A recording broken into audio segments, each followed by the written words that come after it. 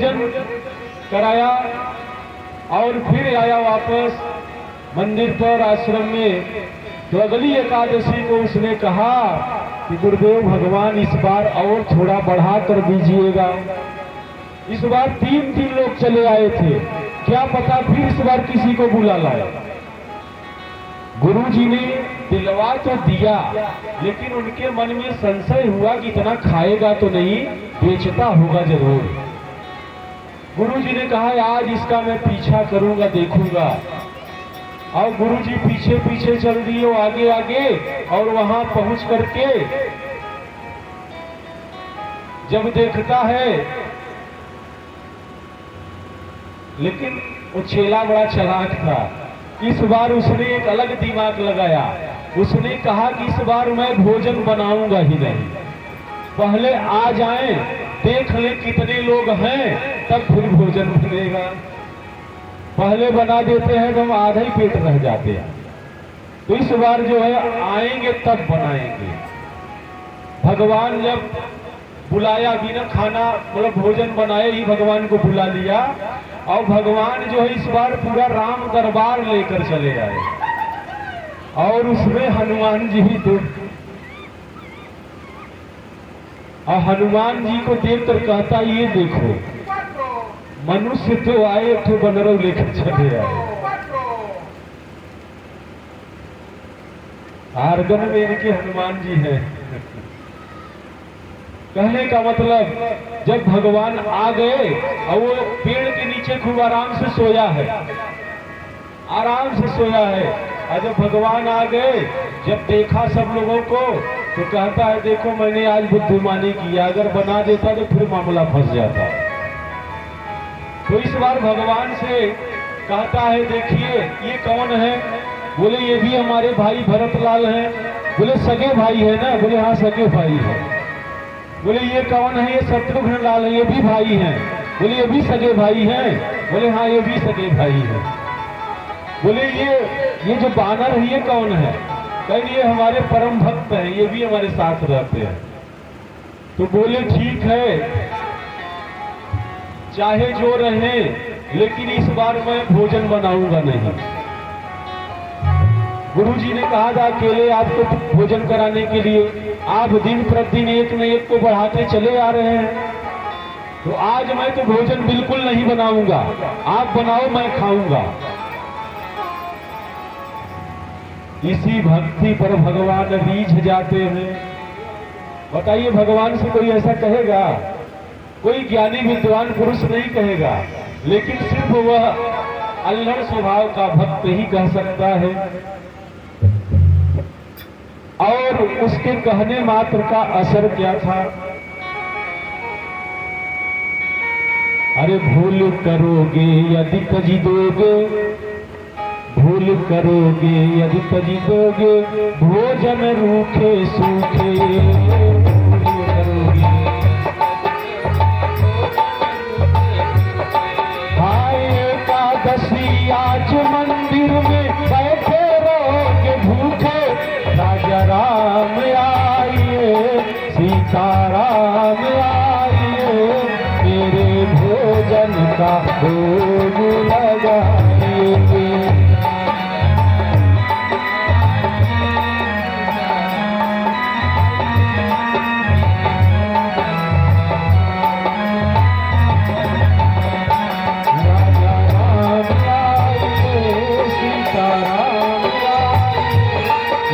भोजन का भोग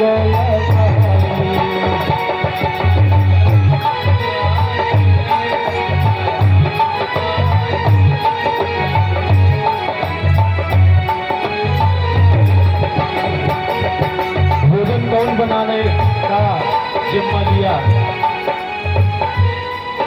आप लोग बताएं भोजन कौन बनाया? जो सभी का भरण पोषण कर सके वही भोजन बनाएगा। अरे विश्व भरणी तो सण कर जोई, और ताकर नामी भरत यश होई। जो विश्व विश्व का भरण पोषण करते हैं, उन्होंने भोजन बनाने का जिम्मा लिया।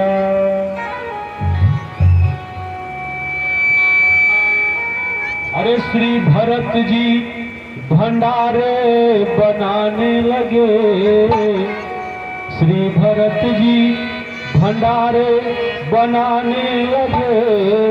चुन के लकड़ी लखन लाल लाने लगे। श्री भरत जी भंडारे बनाने लगे, चुन के लकड़ी लखन लाल लाने लगे।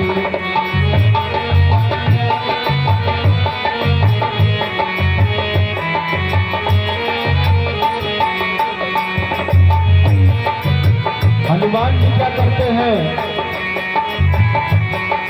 अरे पूछत पूछी से आंजनेय चौका को लगाने लगे।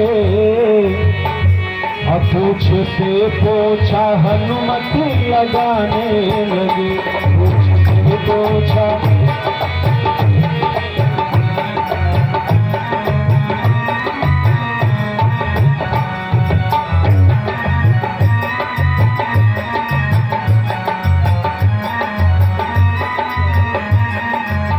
शत्रुघ्न लाल क्या करते हैं? चैत्र चूल्हे इधर आओ उधर शत्रुघ्न, चैत्र चूल्हे इधर आओ उधर शत्रुघ्न। साग आओ अमनिया कराने लगे, साग को अमनिया कराने लगे।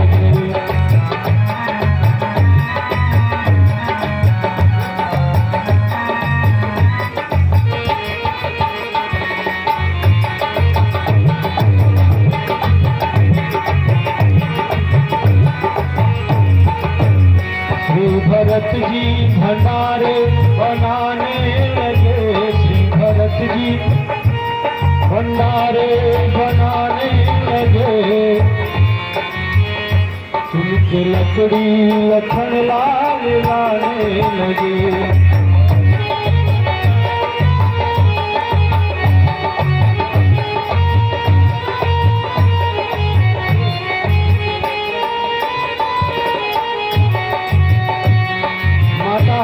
सीता जो है शक्ति स्वरूपा है, अपने बच्चों का ध्यान देती है। पाके संके शक्ति को जब थे वहां, क्योंकि माँ जब भोजन बनाती है तो भोजन करने के लिए उसके सारे बच्चे आते हैं, पूरा संत समाज आने लगा। पाके संकेत शक्ति का जब थे वहां, पाके संकेत शक्ति का जब थे वहां। आके उसने समा सबके आने लगे।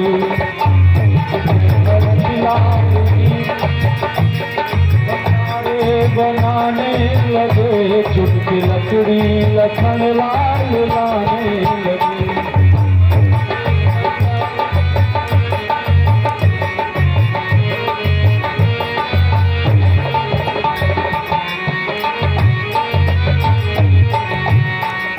भरत लाल जी भंडारे बनाने लगे, चुन के लकड़ी लखन लाल लाने लगे।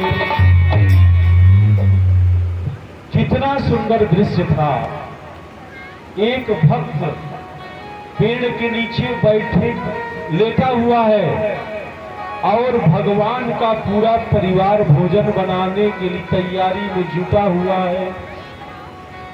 भरत लाल जी भंडारी बन गए, लखन लाल जी लकड़ी ला रहे हैं, शत्रुघ्न लाल जी सब्जी जो है अमनिया कर रहे हैं, हनुमान जी चौका लगा रहे हैं। और यह दृश्य देखकर पूरा देव समाज भी आकाश मंडल में दर्शन पा रहा है। एक भक्त के इसी अल्हड़ स्वभाव ने भगवान को अपने गुरु से मिला दिया। यह दृश्य देखकर गुरुजी जो पीछे पीछे पीछा करते हुए आए थे, उन्होंने कहा ये तो यहाँ पेड़ के नीचे लेटा है, भोजन कौन बना रहा है? गुरुजी उससे कहे कि तुम्हारा भोजन? बोले गुरुजी देख नहीं जो बन रहा है। बोले मैं तो नहीं देख रहा हूं। तो उस भक्त ने कहा, हे प्रभु, हमारे गुरुजी को आप दिख जाओ, और नहीं तो अगली एकादशी में बिना खाए रहना पड़ेगा। इस बार तो दे दिए हैं, तो हमारे गुरुजी को आप दिख जाइए, और नहीं तो अगली एकादशी में बिना खाए रहना पड़ेगा। भगवान ने उस भक्त के गुरुदेव जी को दर्शन दिया, और गुरु भगवान ने जब दर्शन पाया तो अपने को धन्य माना। उसने कहा, धन्य हो शिष्य, आज तक ऐसा मैंने सुना है कि गुरुजी अपने शिष्य को भगवान से मिलाते हैं। गुरु गोविंद दो खड़े काको लागे पाए, बलिहारी गुरु आपने गोविंद दियो बता। लेकिन आज ऐसा हुआ कि यह प्रचित उलट गई। शिष्य ने गुरु को भगवान का दर्शन प्राप्त कराया। कहने का मतलब है कि जब आपके मन में सरलता आ जाएगी, उसी दिन आप भगवान को प्राप्त कर लेंगे। भगवान को पाना कठिन नहीं है, बल्कि हम अपनी आदतों को नहीं सुधार पा रहे हैं, इसलिए आप भगवान को नहीं पा रहे हैं। भगवान का भजन कीर्तन आप करते तो हैं, लेकिन अपनी आदत सुधार नहीं रहे हैं, अपनी गलत सत्संगति नहीं सुधार रहे हैं, तो भजन करने न करने से क्या फायदा? आदत बुरी सुधार लो तो यही हो गया भजन, अमन की तरंग मार लो तो यही हो गया भजन। न जाने कितने लोग इस कथा पंडाल में बैठे हैं, लेकिन उनका मन यहाँ पे नहीं है। कितने लोगों का मन यहाँ पे? हाथ उठा के बता दीजिए। मन मोर चंगा कठौती में गंगा,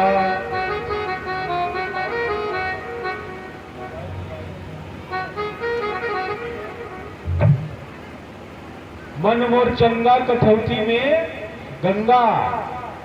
बैठे तो यहाँ है, और मन में ये लग रहा है कि अगर द्रामलगंज आज गए होते तो बढ़िया चाट खाते, फुल्की खाते, मेला घूम के आते। पता नहीं का यहाँ गुरुजी कथा सुना रहे हैं। तो मन की तरंग मार लो यही हो गया भजन।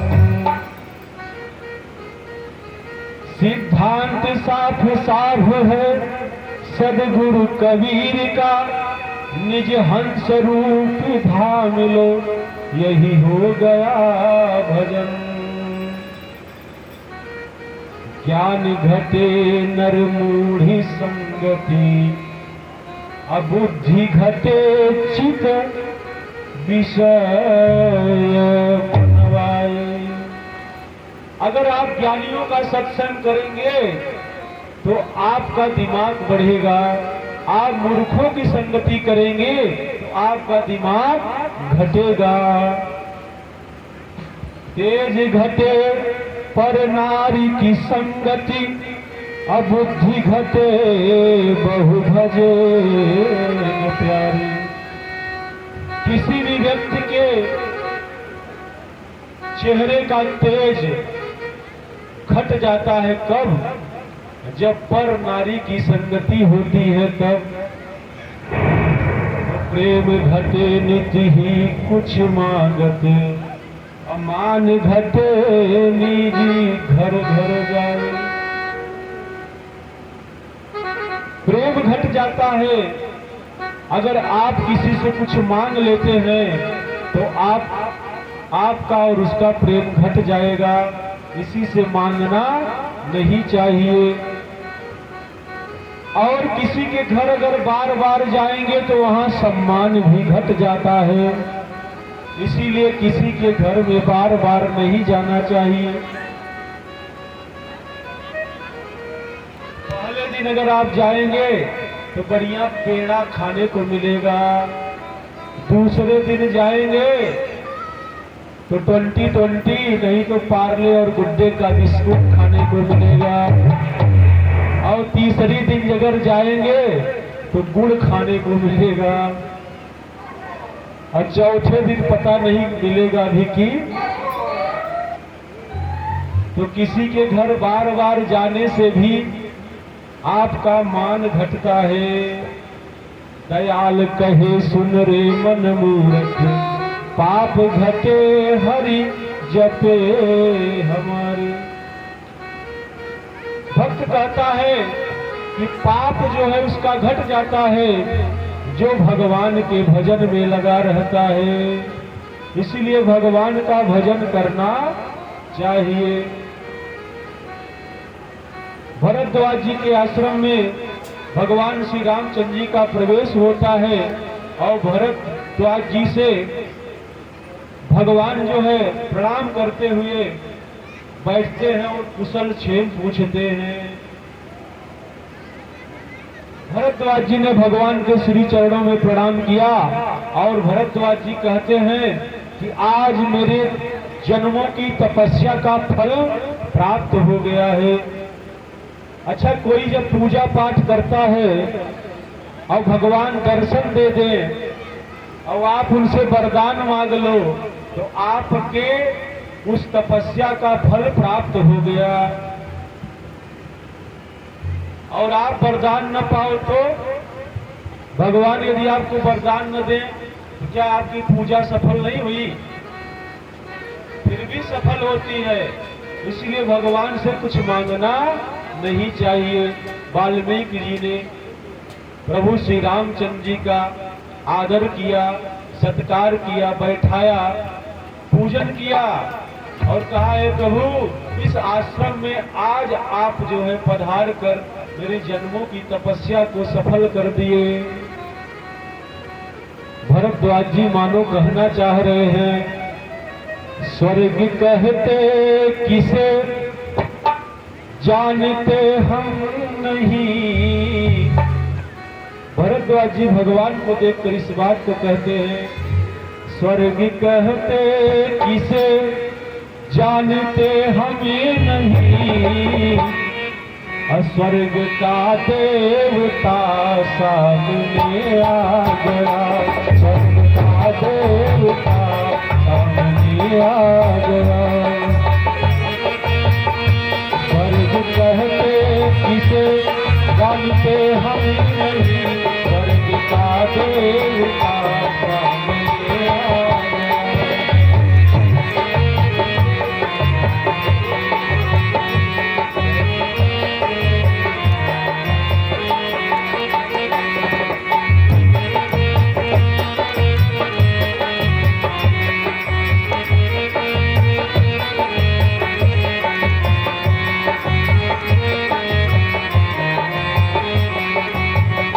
स्वर्ग कहते किसे जानते हम नहीं, स्वर्ग का देवता सामने आ गया।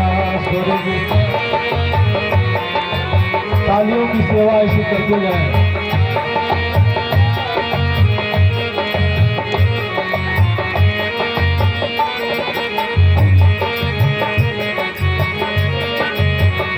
भक्त कहता है, बन के बालकी सलोना अवध भूतिका, बन के बालक सलोना अवध भूतिका, तेरे नैनों में अपवर की सुचिता। बन के बालकी सलोना अवध भूतिका, तेरे नैनों में अपवर की सुचिता। स्वर्ग कहते किसे जानते हम नहीं, स्वर्ग कहते किसे जानते हम नहीं, स्वर्ग का देवता स्वर्ग का देवता।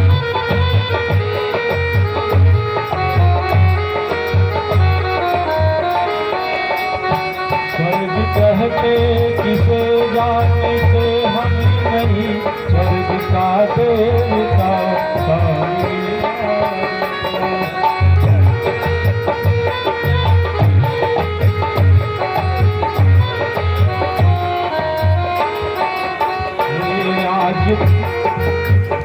आज भी हंसी दिशाएं कमल खिल गए, आज भी हंसी दिशाएं कमल खिल गए, टिमटिमाते दिए सभी जल गए, टिमटिमाते दिए सभी जल गए।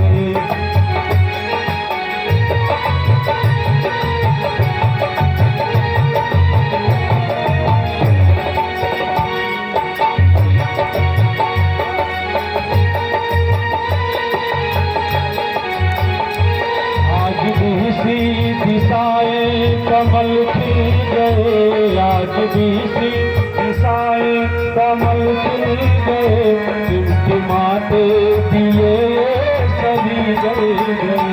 स्वर्ग कहते किसे जानते हम नहीं, स्वर्ग कहते किसे जानते हम नहीं, स्वर्ग का देवता सामने आ गया।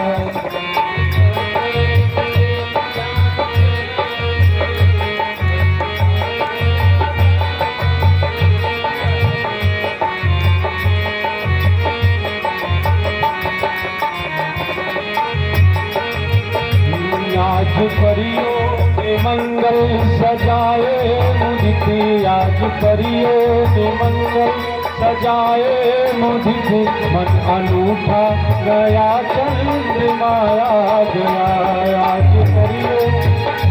आज परियों ने मंगल सजाए मुझे, आज परियों ने मंगल सजाए मुझे, मन अनूठा गया चंद्रमाया गया। स्वर्ग कहते किसे जानते हम नहीं, स्वर्ग कहते किसे जानते हम नहीं, स्वर्ग का देवता सामने आ गया।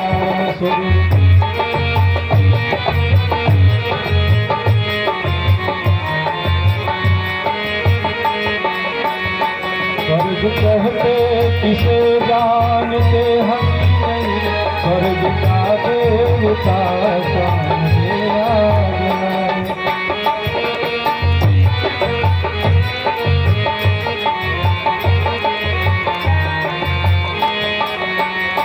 स्वर्ग का देवता सामने आ गया। बोलिए श्री रामचंद्र भगवान की जय। भरद्वाज जी ने इन सुंदर पंक्तियों स्तुतियों के साथ भगवान की स्तुति और वंदन किया। भगवान भरद्वाज जी से कुछ चर्चाएं भी धर्म संगत किए, उसके उपरांत भगवान वहां से आगे बढ़ चलते हैं। आगे जब भगवान चले यमुना जी के किनारे किनारे तो आगे जो है वाल्मीकि जी का आश्रम आता है। रास्ते से भगवान निषाद राजगुह अपने सखा उनके अनुचरों को जो है वहां से वापस कर दिया और वाल्मीकि जी के आश्रम तक वो पहुंच जाते हैं। मुनि कहुरामी दंडवत कीन्हा। वाल्मीकि जी को जब भगवान राम ने देखा तो दंडवत करते हैं और दंडवत करने के बाद आशीर्वाद प्राप्त करते हैं।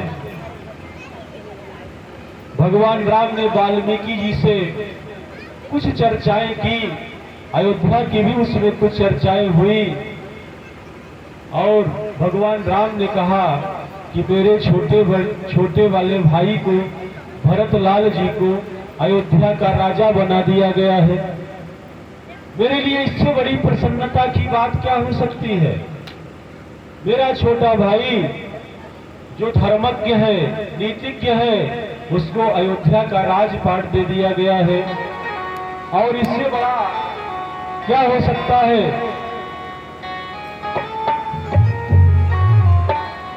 वाल्मीकि जी ने पूछा, हे राम, तुम बड़े उदार चरित्र हो, तुम्हें क्या मिला। भगवान ने कहा, मुझे गुरुदेव आपका आशीर्वाद मिला। आपको बताएं, जब किसी भी मनुष्य पर विपत्ति आती है उस समय पैसा नहीं काम आता, उस समय लोगों का दिया हुआ आशीर्वाद ही काम आता है। मार्कंडेय ऋषि अल्पायु थे, उनकी मां ने कहा सबसे प्रणाम किया करो, वो सबसे प्रणाम करने लगे। एक बार नारद जी जा रहे थे, नारद जी को प्रणाम किए। नारद जी ने कहा दीर्घायु भव।